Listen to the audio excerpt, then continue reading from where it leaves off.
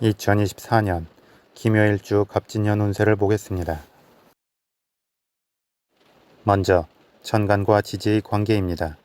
김효일주 일간 기토에게 갑진년의 천간인 간목은 정관이 됩니다. 정관은 편관과 달리 규칙적으로 들어오는 책임과 압박의 기운입니다. 그리고 규칙적인 것은 예상 가능한 것이기 때문에 그만큼 신경이 과도하게 예민해지지 않고 앞서 준비를 할 수 있는 여지도 생깁니다.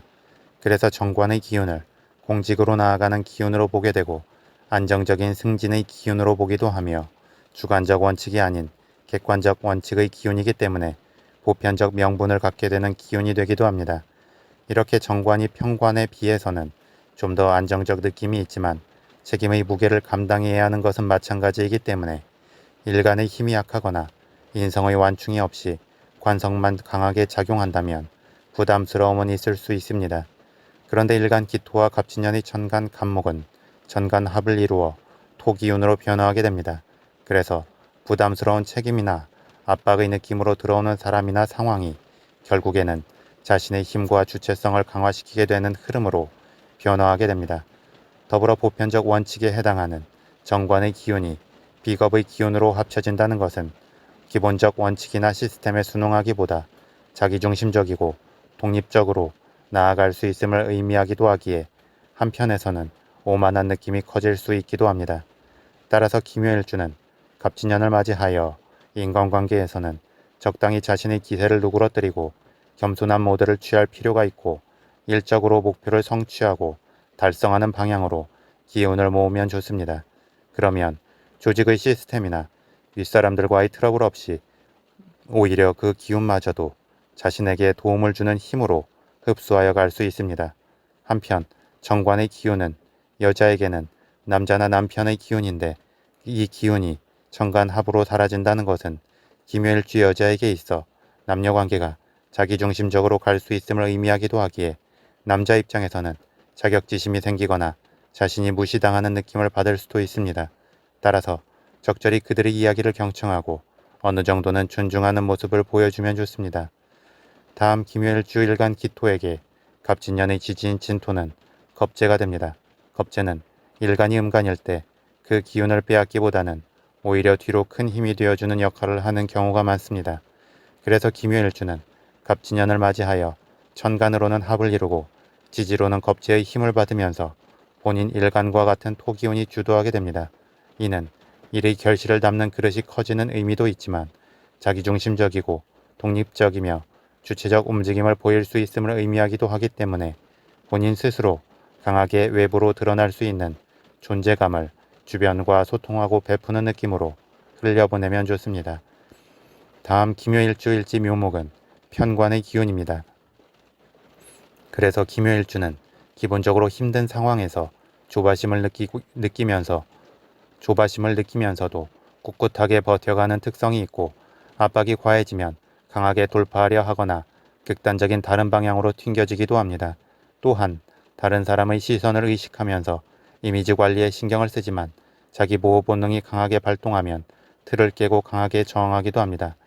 이러한 김효일주 일지 편관의 작용은 갑진년을 맞이하여 강해지는 비겁의 기운들과 마주하면서 그 힘이 약해질 수 있습니다.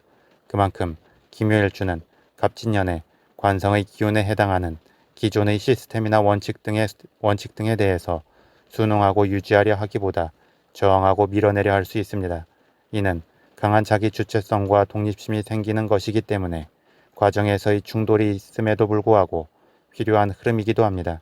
다만 어차피 관성의 기운에 밀릴 흐름은 아닌 만큼 굳이 필요치 않은 충돌은 삼가하는 것이 좋기 때문에 인성의 느낌을 염두하여 적절히 포용하고 경청하고 흡수하면 좋습니다.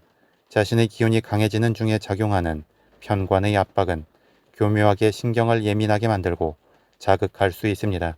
그래서 무심한 듯 신경 쓰지 않다가도 한 번에 욱하고 밀쳐낼 수 있기에 인간관계에서는 앙금이 남을 수 있습니다. 이에 대해 여자의 경우 남편의 기운을 잘 다독이면서 흡수하면 좋고 남녀 모두는 윗사람이나 조직의 시스템에 대하여 일단은 수긍하면서 자신의 생각과 기운을 펼쳐내면 좋습니다. 다음 신설의 관점에서 보겠습니다. 기묘일주는 일지묘목이 도화살의 기운입니다. 그리고 이 도화살의 기운은 일간 기토에게는 편관의 기운이 됩니다.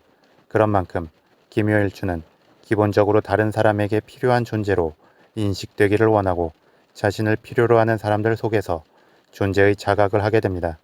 그래서 다른 사람의 기대감을 충족시키기 위해 자신을 더욱 단련하고 관리하는 느낌도 생기게 됩니다.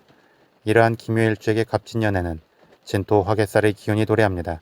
화개살의 기운은 명예를 추구하고 강한 뚝심과 일관성, 잠재적 역량을 지니는 기운이 됩니다.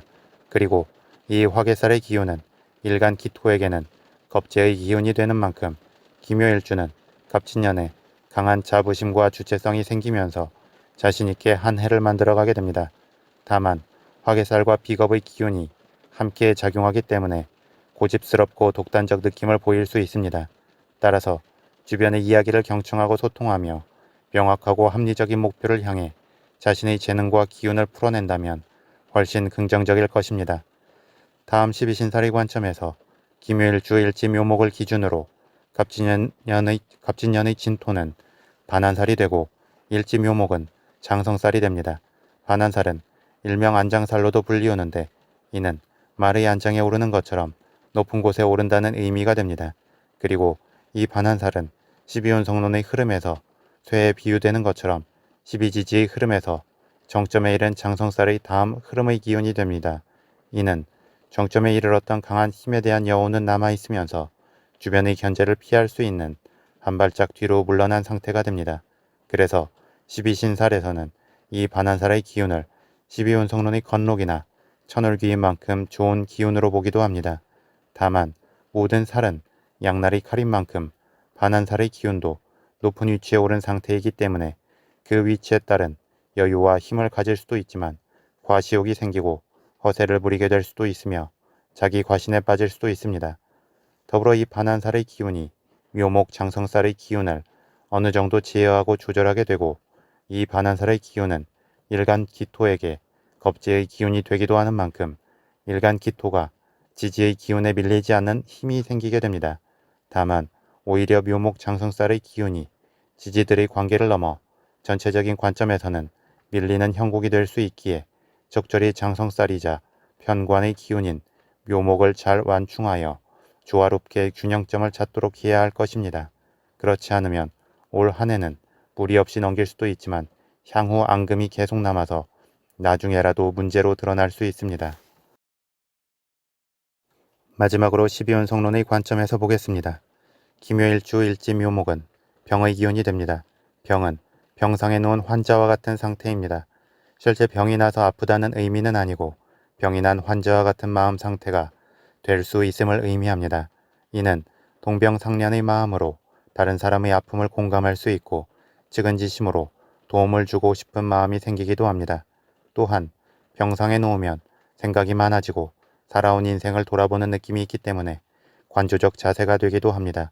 더불어 병이 나면 그것을 치료하고 추가 질병이 생기는 것을 막아야 하기 때문에 세심하고 예민해지며 미리 준비하고 앞서 방어하는 모습을 보이기도 합니다. 그런데 또 병이 나면 심리적으로 불안정한 면도 있기 때문에 상황에 잘 수긍하는 것 같다가도 한 번씩 욱하고 변덕을 부리기도 합니다. 이러한 기묘일주의 병의 기운에 대해 갑진년에 쇠의 기운이 도래합니다. 쇠의 기운은 제왕이라는 정점의 흐름을 지나온 상태입니다.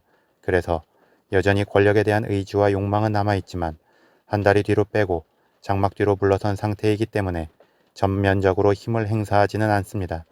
그런데 오히려 이렇게 한 발짝 뒤로 물러났기 때문에 외부의 견제를 피하면서 안정적 실속을 챙길 수 있기도 합니다. 또한 여전히 힘이 남아있고 경험의 완숙미까지 더하여진 상태이기 때문에 기묘일주의 침잠해가는 병의 기운을 다시금 깨울 수 있습니다.